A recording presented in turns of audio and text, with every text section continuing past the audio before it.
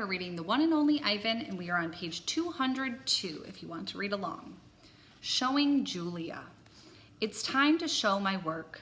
The mall is silent except for Thelma the macaw, who is practicing a new phrase. Uh-oh. Julia is finishing her homework. George is sweeping outside. Mac has gone home for the night. I grab knot tag and carefully pull out the folded papers. So many paintings, page after page, piece after piece of my giant puzzle. I pound on my glass and Julia glances over. Fingers trembling, I hold up one of my paintings. It's brown and green, a corner piece. Julia smiles. I display another piece, and then another, and another, and another, each one a tiny part of the whole. Julia looks confused. But what is it? She asks. She shrugs. It doesn't matter. It's pretty just as it is. Ow, said Thelma. No, I think. No, it does matter. More paintings. George calls out to Julia. He's done for the night. Grab your backpack, he says, and hurry, it's late. Gotta go, Ivan, Julia says. Julia does not understand. I have to find the right pieces. I dig through the pile. They're here somewhere. I know they are.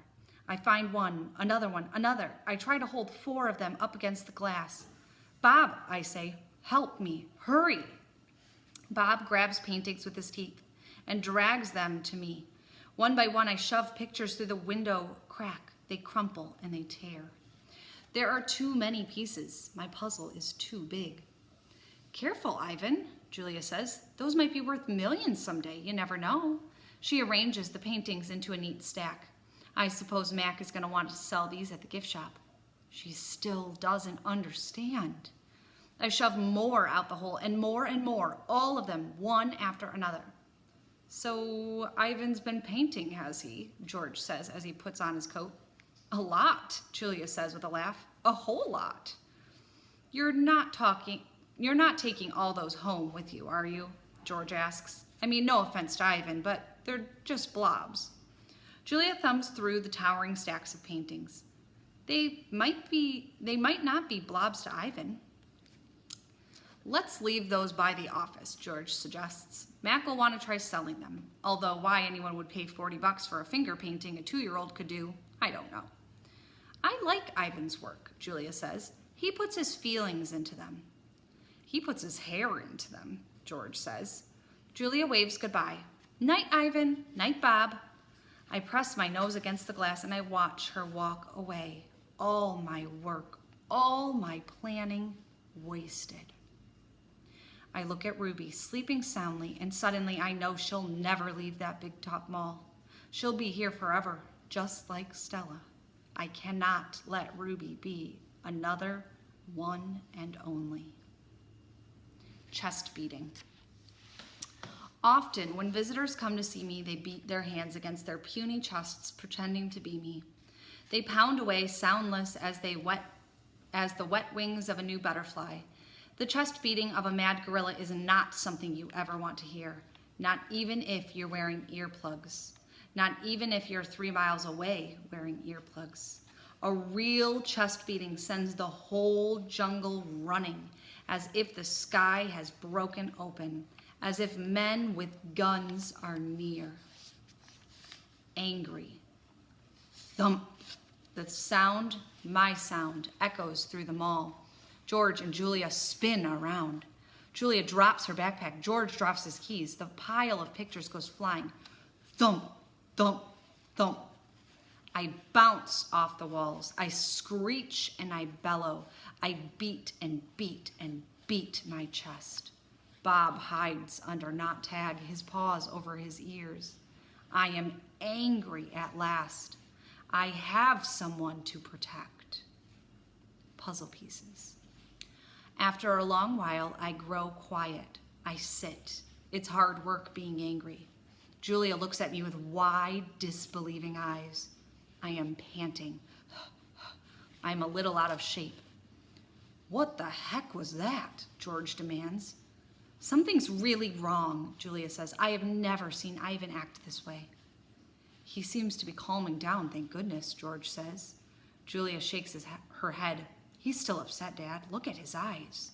My pictures are scattered all over the floor like huge autumn leaves. What a mess, George says, sighing. Wish I hadn't bothered sweeping tonight. Do you think Ivan's okay? Julia asks. Probably just a temper tantrum, George says.